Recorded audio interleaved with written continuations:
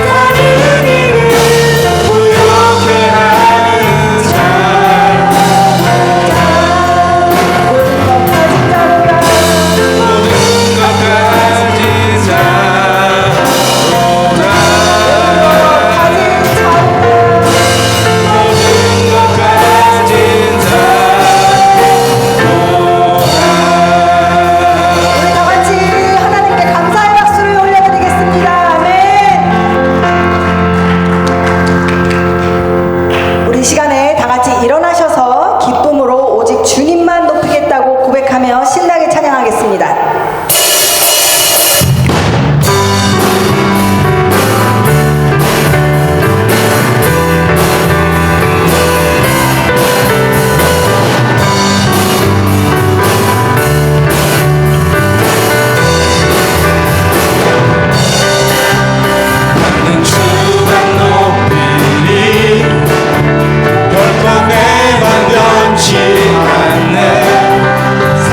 모든 것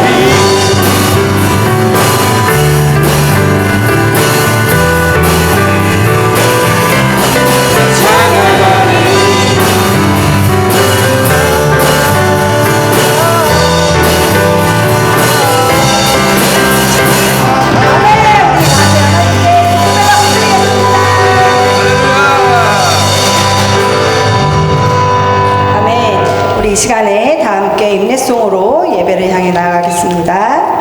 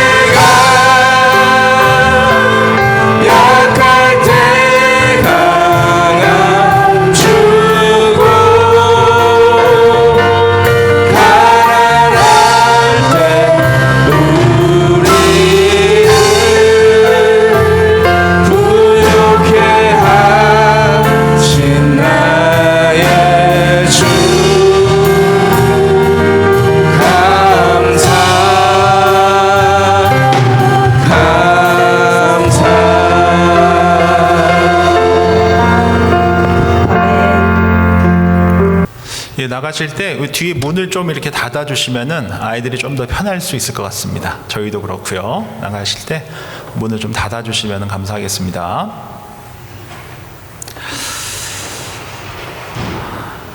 우리 지난주에는 다니엘에 대해서 함께 살펴보면서 우리 다니엘처럼 우리가 믿음의 해석을 하며 살아가는 것이 참 중요하다라는 것을 함께 살펴봤고요. 또 하나 우리가 살펴본 것은 우리 믿음으로 살아간다라는 것은 뜻을 정하고 살아가야 한다라는 것입니다.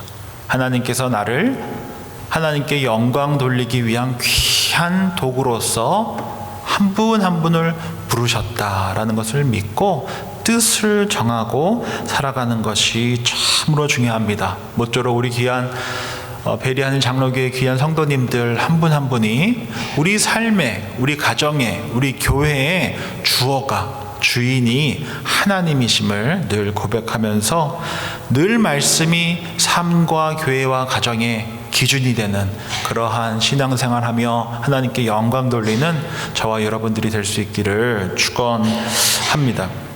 오늘 함께 살펴볼 다니엘서 3장의 배경은 바벨론의 느부갓네살 왕이 어느 날 꿈을 꿨는데 너무나 두려운 꿈을 꾸게 된 것입니다. 그로 인하여서 잠을 못 자게 됐습니다. 그래가지고 주변에 있었던 지혜자들과 술객들과 똑똑하다고 하는 모든 사람들을 불러왔는데도 꿈을 해석해 주지를 못하는 것이에요. 그래서 지혜자로 엘리트로 양육되었었던 다니엘과 그 세 친구마저 왕의 명령으로 인하여서 다 죽게 된 것입니다. 우리가 늘 살아가면서 경험하게 되지만 위기가 위기로 끝나는 경우도 있지만 믿음으로 살아가는 우리들에게 우리 하나님께서는 늘 위기를 뭐로 만들어 주십니까? 기회가 되게 하십니다. 그래서 바로 그러한 위기 시기에 하나님께서 하나님의 사람 다니엘에게 주신 귀한 은사로 말미암아 느부갓네살 왕이 꿨던 그 꿈을 해석하는 기회가 다니엘에게 주어졌던 것입니다. 큰 동상이 있었는데, 그 신상이 있었는데 금, 은, 놋, 쇠, 진흙으로 되어져 있었는데 손을 대지 않았었던 돌이 쇠와 진흙의 발을 딱 치자 우르르 하고 다 부서지는 꿈을 꿨습니다. 이에 대해서 성경은 다니엘이 어떻게 해석했는지 말씀합니다. 제가 읽어드립니다. 다니엘 2장 38절입니다. 사람들과 들짐승과 공중의 새들 어느 곳에 있는 것을 막론하고 그것들을 왕의 손에 넘기사 다 다스리게 하셨으니 왕은 곧 그 금머리이다 라고 해석한 것입니다. 하나님께서 주신 말씀으로 해석한 것입니다. 그랬는데 어떤 말이 나옵니까? 역사 속에서 자신이 머리고 역사 속에서 자신이 금이다 라는 그 말을 듣고 굳었던 느부갓네살의 말이 어떻게 됐겠습니까? 풀어진 것입니다. 그리고 세월의 흐름 속에서 하나님의 나라가 영원히 세워질 것이다 라는 그 해석 또한 듣게 됩니다. 그리고 이 다니엘의 해석으로 인하여서 다니엘과 그의 세 친구들은 높은 관직을 얻게 되고 느부갓네살은 하나님을 예배하고 하나님을 칭송하는 그러한 말까지 하게 됩니다. 오늘 함께 그럼에도 불구하고 다니엘과 특별히 다니엘의 이 세 친구에게 갑작스럽게 닥친 그 위기, 그 시험을 함께 살펴보면서 우리가 믿음을 갖고 살아가면서 경험하게 되는 또는 마주하게 되는 그런 위기 속에서 하나님께서 어떻게 그 위기를 기회로 만들어 가시는지 이 다니엘의 세 친구의 이야기를 통해 함께 살펴보는 복된 시간이 되었으면 좋겠습니다. 첫 번째로 믿음의 사람이었던 다니엘의 그 세 친구가 마주해야 했었던 그들의 첫 번째 위기이자 시험은 바벨론 관료들의 질투였습니다. 한번 생각해 보십시오. 유대 땅에서 포로로 왔던 이들이 그렇게 높은 관직에 서게 됐으니 당시 바벨론에 있었던 관직들이 수많은 그 리더들이 시기하고 질투하지 않았겠습니까? 하나님께서 위기를 통해 기회를 허락해 주셨지만 첫 번째 그들이 마주해야 했었던 위기이자 그 어려움이 바로 주변 사람들에 있었던 시기와 질투였다라는 것입니다. 오늘 본문인 6절 말씀 제가 읽어드립니다. 누구든지 엎드려 절하지 아니하는 자는 즉시 맹렬히 타는 풀무불에 던져 넣으리라 하였더라. 큰 동상으로 시작한 이 다니엘 3장에서 바벨론 왕이 자신의 그 위엄을 자랑하기 위해서 큰 금 동상을 만들었는데 그 동상 앞에서 다 절을 하게 한 것입니다. 총독도 오고 행정관도 오고 모사도 오고 재무관도 오고 재판관도 오고 모든 관료들이 한자리에 모여서 그 동상에 절을 하라고 하고 만약에 절을 하지 않으면 어떻게 하라고 했습니까? 어떻게 된다고 했습니까? 풀무불에 던진다라고 한 것입니다. 그렇게 행사가 마쳐졌는데 다니엘의 그 세 친구를 바벨론의 많은 관료들이 와서 이간질한 것입니다. 참수한 것입니다. 중상 책방한 것입니다. 비난한 것입니다. 다니엘의 세 친구인 사드락, 메삭, 아벳느고는 절을 하지 않았다라고 이야기했었던 것입니다. 눈의 가시였던 다니엘의 세 친구들은 그들의 시기와 질투로 인해서 너무나 큰 공경에 빠지게 됩니다. 그리고 느부갓네살 왕은 노하고 분해서 다니엘의 세 친구를 불러다가 묻습니다. 이제라도 가서 절을 하면 용서해 주겠지만 그렇지 않으면 풀무불에 던져버릴 것이다. 질투는 미움보다 강하다라는 말이 있습니다. 혹시 들어보셨습니까? 질투가 굉장히 무섭습니다. 질투는 심지어 미움보다 강하다라고 합니다. 살아가시면서 누군가를 미워해 보신 적이 있으십니까? 누군가를 미워하면 뼈가 삭습니다. 제대로 잠을 못 잡니다. 누군가를 미워하면 입에, 마음에 험담과 흉만 있습니다. 그 미운 마음으로 인하여서 삶을 제대로 살아갈 수가 없습니다. 그런데 이 미움보다 더 강력한 악이 있습니다. 그것이 무엇이라고 이야기합니까? 질투라는 것입니다.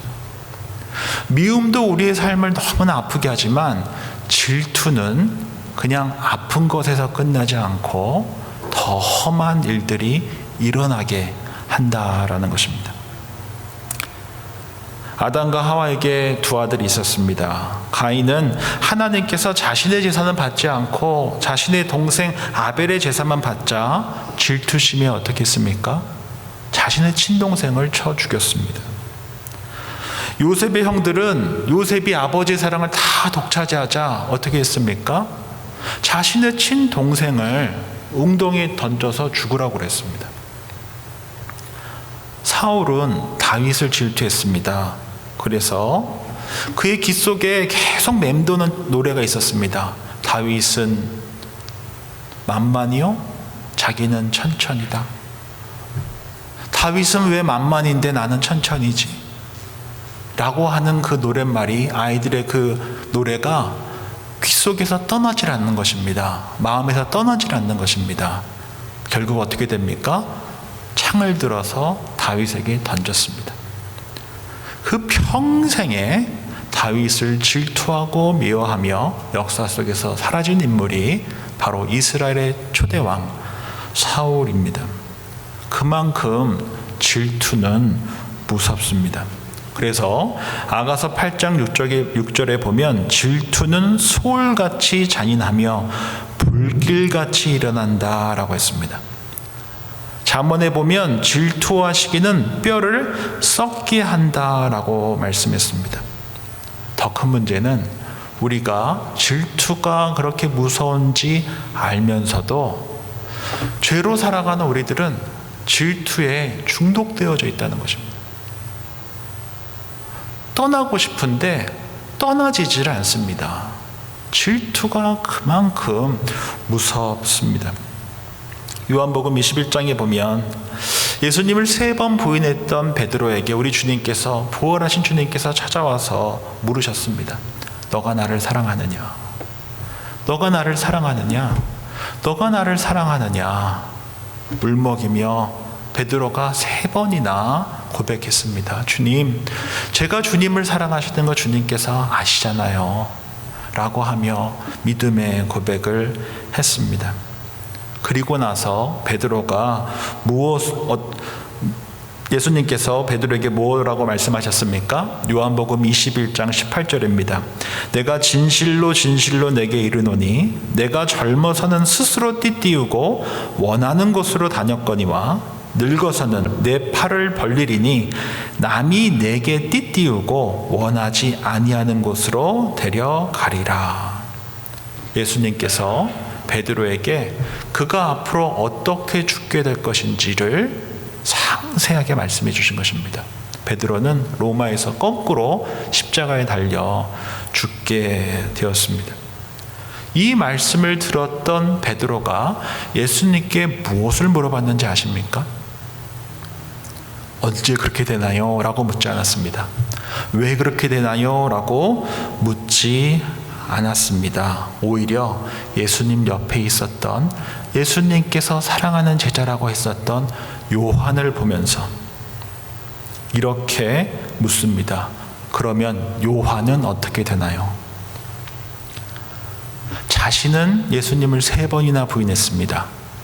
그런데 요한은 그렇지 않았습니다. 오히려 예수님께서 마지막 돌아가실 때 요한에게 자신의 친어머니인 마리아를 맡겼습니다. 그 마음에 이러한 상황 속에서도 무엇이 작동했습니까? 질투가 작동했다는 것입니다. 그만큼 질투는 무섭습니다. 그리고 질투는 우리의 사고를 멈추게 합니다. 마음을 멈추게 합니다. 그리고 하지 말아야 할 행동까지 하게 하는 힘이 이 질투에 있다라는 것입니다. 이 말을 들었던 예수님께서 뭐라고 말씀하십니까? 내게 무슨 상관이냐? 너는 딴 데 보지 말고 나를 따르라 라고 명령하십니다. 하나님께서도 질투하십니다. 하나님께서는 우리의 마음과 시선이 딴 데가 있을 때 질투하십니다. 사랑의 관계에서 질투는 내가 얼마나 상대방을 사랑하는가를 보여줍니다. 그런데 죄로 물든 질투는 그렇지 않습니다. 가인의 질투입니다. 요셉의 형들의 질투입니다. 사울의 질투입니다. 베드로의 질투입니다. 이 질투는 사랑의 질투가 아닙니다. 폭력의 질투입니다. 하나님의 질투와는 너무나 먼 질투입니다. 사랑의 눈으로 사랑하라고 붙여주신 가족과 이웃을 바라보지 않고 질투의 눈으로 사람을 바라보고 가정을 바라보는 것은 죄된 길로 가게 한다라는 것입니다. 그렇다면 질투에 물들어서 살아가고 있는 저와 여러분들이 어떻게 이 질투로부터 자유하여서 살아갈 수 있겠습니까? 저는 이렇게 믿습니다. 제가 제자반에서 한번 나눴던 것 같은데요. 하나님께서는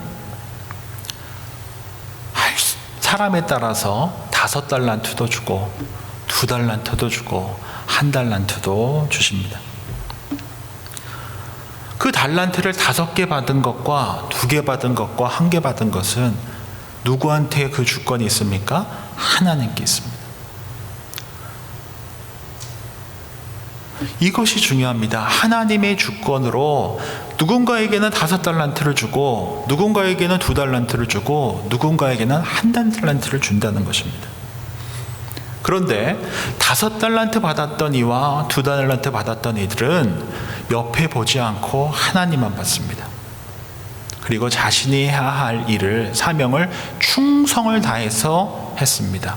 그러자 우리 주님께서 그 5달란트와 2달란트 받을 이들은 어떻게 한다고 했습니까? 충성된 종아, 너가 작은 일에 충성했으니 큰 일을 맡기겠다라고 말씀해 주셨습니다. 그런데 1달란트 받았던 그 종은 어땠습니까? 하나님을 보지 않았습니다. 누구만 봤습니까? 2달란트 받은 사람만 봤습니다. 5달란트 받은 사람만 봤습니다. 그리고 이렇게 말합니다. 저는 하나님께서 안 좋은 분인 줄 알았습니다. 불공평한 분인 줄 알았습니다. 선하지 않은 분인 줄 알았습니다. 그래서 그냥 땅에 묻어뒀습니다. 충성된 종으로 살지 않았습니다. 게으른 종이라고 말씀해 주셨습니다. 저는 우리 베리 한인장로교회 귀한 성도님들이 저를 포함해서 2달란트 받은 종처럼 살았으면 합니다. 저희가 5달란트가 없을 수 있습니다. 눈에 보이는 화려한 것들이 없을 수 있습니다. 이런 프로그램 저런 프로그램, 이 건물 저 건물, 이 차 저 차, 이런 분들 저런 분들 없을 수 있습니다. 우리 주님께서 저와 여러분들에게 베리하는 장로교회에 바라시는 것은 2달란트 받은 종처럼 하나님께 충성하기를 바란다는 것입니다. 옆에 보지 말고, 옆 사람 보지 말고 하나님만 바라보며 하나님께 충성된 종으로 살아가기를 바라시지, 작은 것을 갖고 큰 것을 만들려고 하시는 분이 아닙니다. 주신 것에 감사하지 못하고 땅에 묻어버린 한 달란트 받은 종처럼 살기를 바라지 않으신다는 것입니다. 나에게 주신 그 2달란트를 감사하고 그 2달란트를 갖고 충성된 종으로 살아가기를 바라십니다. 우리 주님께서 베리하는 장로교회에 바라시는 것은 베리 땅 가운데 살아가시는 귀한 한인분들에게 함께 예배하고 사랑을 실천하고 주의 말씀으로 양육하여서 성숙한 그리스도인으로 살아가기를 바라시지, 높은 건물 짓고 뭐 사고 사람들 끌어모으고 우리가 다 아는 유명한 큰 뭐 그렇게 되라고 우리를 불러 모으시지 않으셨다라는 것입니다. 그래서 우리 베리하는 장로교회는 2달란트 받은 종처럼 충성된 종으로 살아갔으면 좋겠습니다. 그러할 때 우리가 질투로부터 자유해질 수 있습니다. 하나님을 바라봐야 합니다. 옆에 바라볼 필요 없습니다. 5달란트 받은 사람 볼 필요 없습니다. 1달란트 받으신 분 볼 필요 없습니다.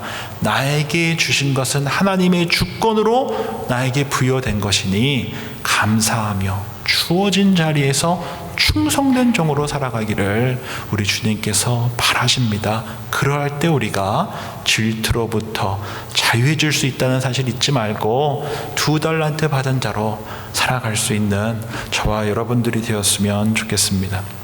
두 번째로 우리가 하나 더 기억해야 할 것은, 이 믿음의 사람들이었던 다니엘의 세 친구들은 하나님의 말씀이 가장 크게 들렸던 사람들입니다. 우리 주일학교 학생들과 함께 나눴던 것처럼 정말 믿음으로 살아간다는 게 뭡니까? 다른 게 아닙니다. 위기의 순간에 다른 사람의 목소리가 들리는 것이 아니고, 환경이 보이는 것이 아니고, 무엇이 들리는 것입니까? 하나님의 말씀이 내 심령에 울리는 사람들입니다. 하나님의 말씀이 들리는 사람들입니다. 그러한 사람들이 성숙한 그리스도인입니다. 오늘 본문인 17절 18절 말씀 제가 읽어드립니다. 왕이여, 우리가 섬기는 하나님이 계시다면 우리를 맹렬히 타는 풀무불 가운데서 능히 건져내시겠고 왕의 손에서도 건져내시리이다. 그렇게 하지 아니하실지라도 왕이여, 우리가 왕의 신들을 섬기지도 아니하고 왕이 세우신 금신상에게 절하지도 아니할 줄을 아옵소서. 바벨론 관료들의 중상 몰약으로 인해서 이제 죽을 수밖에 없는 위기에 봉착하게 되었습니다. 느부갓네살 왕이 한 번 더 기회를 줬습니다. 아마도 다니엘 때문에 좀 눈치를 보지 않았나라는 생각이 듭니다. 한 번 더 기회를 줬습니다. 이제라도 가서 절을 하면 용서해 주겠다 그랬는데, 그들에게 그 느부갓네살의 말보다 어떤 말씀이 더 크게 들렸습니까? 우상에게 절하지 말라 라고 하는 하나님의 말씀이 그들에게 더 크게 들렸던 것입니다.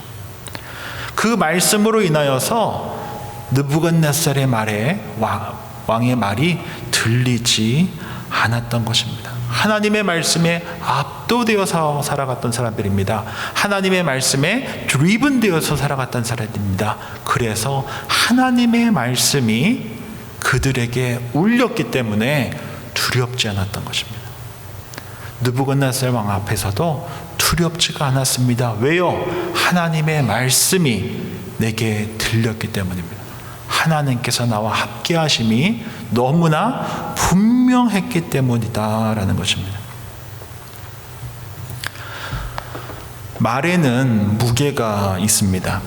그래서 말의 무게라는 책도 있습니다. 인간관계를 하고 살아가다 보면 어떤 사람의 말은 무겁게 다가오기도 하고 어떤 사람의 말은 가볍게 다가오기도 합니다. 그 차이를 만들어내는 것은 아마도 관계의 차이가 있을 것입니다. 나랑 어떤 관계 속에 있느냐, 신뢰의 관계 속에 있느냐, 그랬을 때는 그 말의 무게가 크게 다가올 것입니다. 제 영적 스승인 이재철 목사님께서 제게 하셨던 말씀은 지금도 많이 혼났지만 지금까지도 제게 너무나 무겁게 있습니다. 그래서 어려움이 있을 때나 또 이런저런 상황이 있을 때 목회의 기준을 만들어 주셨던 말씀들이 저를 이렇게 지켜주는 것을 참 많이 경험하게 됩니다.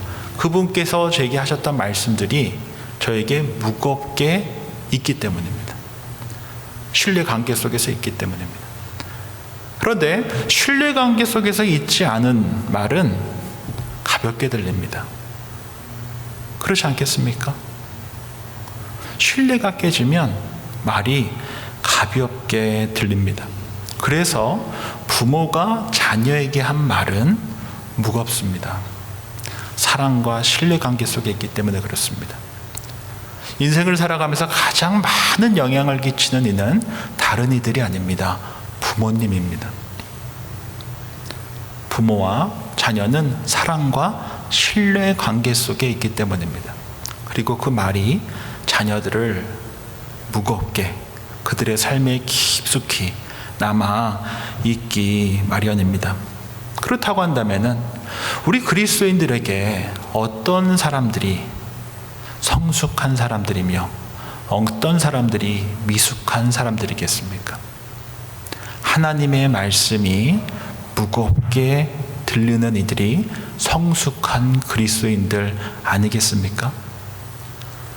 하나님의 말씀이 나를 울리는 사람들, 어떤 상황 속에 있다 하더라도 하나님의 말씀이 가장 크게 들리는 사람들, 그러한 사람들을 우리 주님께서 기뻐하지 않으시겠습니까? 이러한 이들이 성숙한 그리스도인들 아니겠습니까? 제가 반복적으로 말씀드리지만 성경은 그냥 책이 아닙니다. 성경은 하나님의 말씀입니다. 그래서 이 하나님의 말씀을 통해 말씀하신다라고 하는 의미는 하나님께서 말씀을 통해서 제 영혼에, 우리 귀한 성도님들의 영혼에 무겁게 울리면 울릴수록 우리가 주님을 닮아가게 되어 있기 때문이다라는 것입니다. 우상에게 전하지 말라. 그 말씀이 다니엘의 세 친구의 심령에 울렸기에 그들은 그 누구도 그 무엇도 두려워하지 않는 하나님의 말씀이 무겁게 들리는 인생을 살아갈 수 있게 됩니다. 그리고 그들은 한 발짝 더 나아가게 됩니다.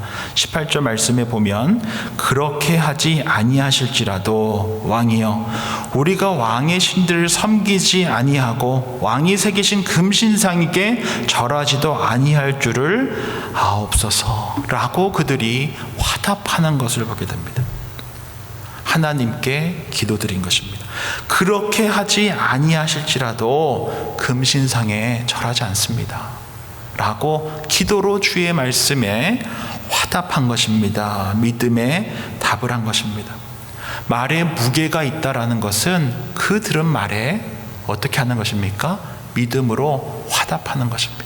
반응하는 것입니다. 아무리 좋은 말도 관계 속에서 깊은 사귐이 있고 그 말씀이 내게 왔을 때 우리가 해야 할 일은 그 무게가 우리에게 온전히 전달되기 위해서는 어떻게 해야 합니까? 반응해야 하는 것입니다. 믿음으로 반응해야 하는 것입니다. 그러할 때 뭐가 일어납니까? 대화가 일어나는 것입니다. 기도가 무엇입니까? 성령 안에서 하나님과 대화하는 것 아닙니까? 주의 말씀이 우리에게 무겁게 다가왔습니다. 성령 안에서 우리가 기도로 화답하며 뭐가 일어납니까? 대화가 일어납니다. 마치 바느질 하듯이,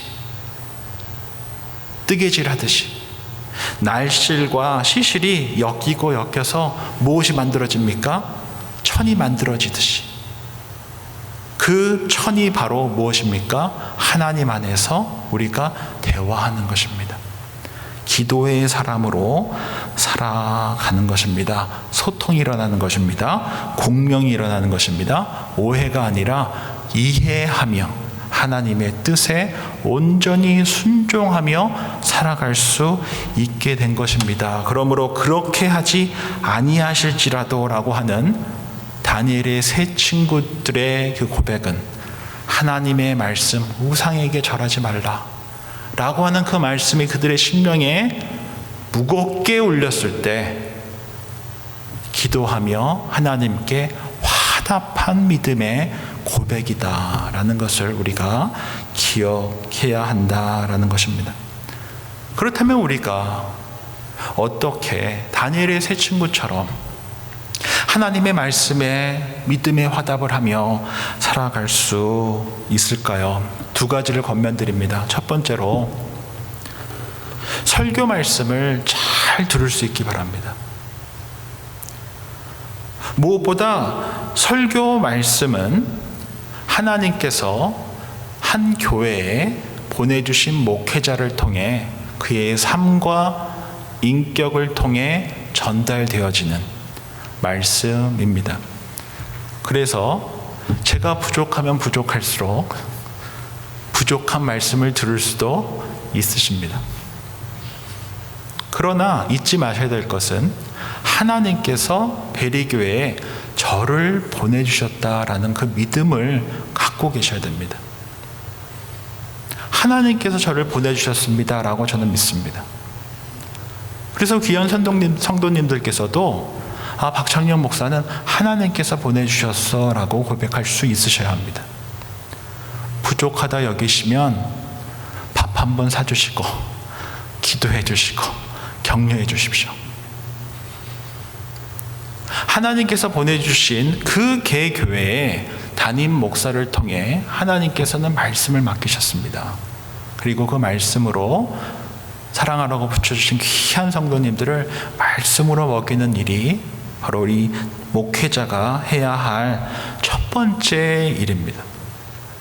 그런데 오늘날 많은 성도님들을 보면 저들 포함해서 워낙 유명한 목사님들이 유튜브에 많이 있다 보니 거의 중독 수준에 가까울 정도로 너무나 많은 화려한 목사님들의 설교를 들으면서 살아가시는 분들이 적지가 않습니다.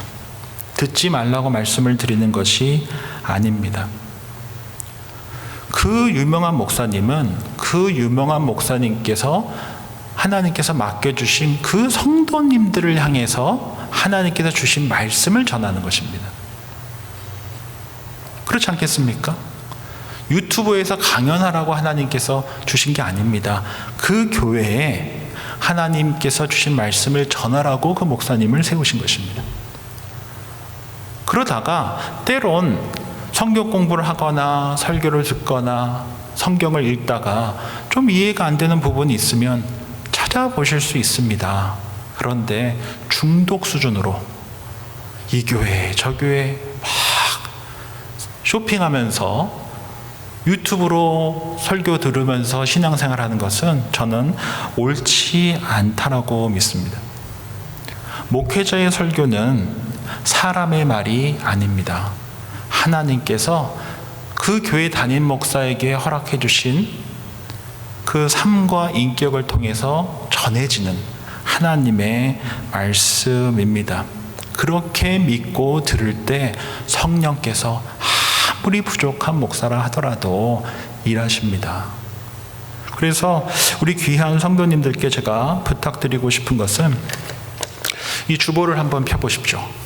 주보를 펴보시면 첫 페이지에 설교하고 성경봉독 밑에 그 주에 설교 제목이 있습니다.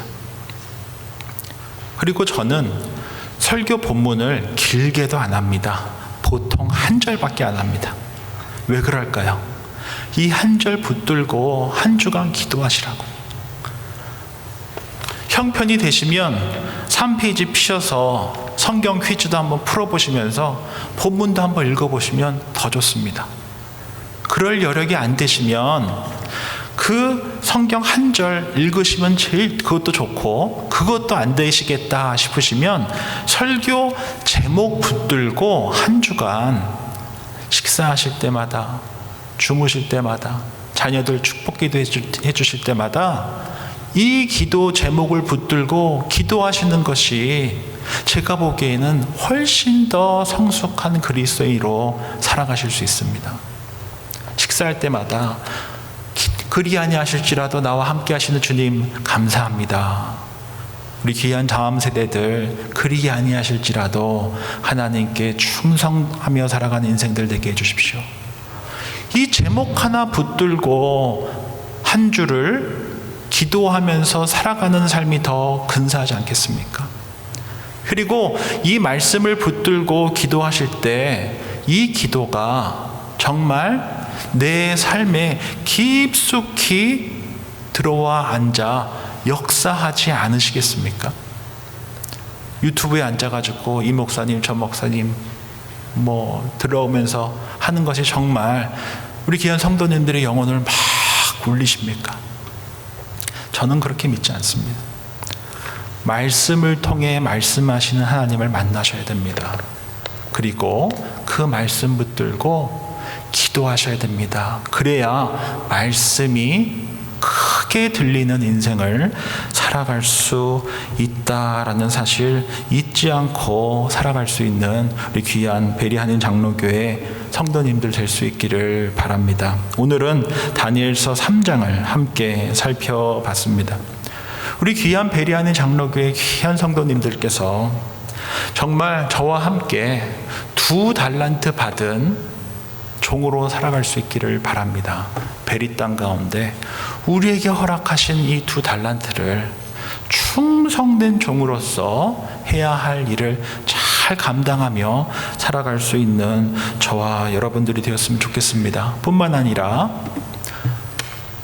이제는 주보를 집에 가져가셔서 퀴즈까지 다 풀어보시면은 더할 나위 없이 좋고, 그럴 시간이 없다 하시다면 설교 제목 붙들고 식사하실 때마다 이 제목 붙들고 기도하고 축복할 수 있는 저와 여러분들이 되었으면 좋겠습니다. 그러할 때 하나님의 말씀이 그 누구의 말과 상황보다 더 크게 들리는 인생을 살아갈 수 있을 줄 믿습니다. 기도하겠습니다. 좋으신 주님 감사합니다. 오늘 주신 말씀 기억하며 우리 모두 질투에 사로잡혀 살아가는 인생 살아가지 않게 해주십시오. 주어진 상황 속에서 하나님의 선하심과 사랑을 신뢰하며 살았던 충성된 종으로 살았던 2달란트 받은 종처럼 살아가게 해 주십시오. 뿐만 아니라 다니엘의 세 친구들처럼 하나님의 말씀을 무게 있게 들으며 살아가게 해 주십시오. 세상의 그 누구의 말이 우리를 움직이는 것이 아니라 주의 말씀이 우리의 마음과 생각을 지키며 우리의 삶을 변화시키는 원동력이 되게 해 주십시오. 그리하여 하나님의 말씀이 우리의 마음과 생각을 진동시키고 그 말씀 안에서 기도로 화답하며 살아가는 우리 모두 되게 해 주십시오. 그러한 아름다운 고백과 삶으로 가득 찬 베리하닌 장로교회 되게 해 주십시오. 한 번 사랑하시면 끝까지 사랑하시는 예수님의 이름으로 기도드립니다. 아멘. 다 함께 일어나셔서 마지막 결단 찬양 주님께 올려드리겠습니다.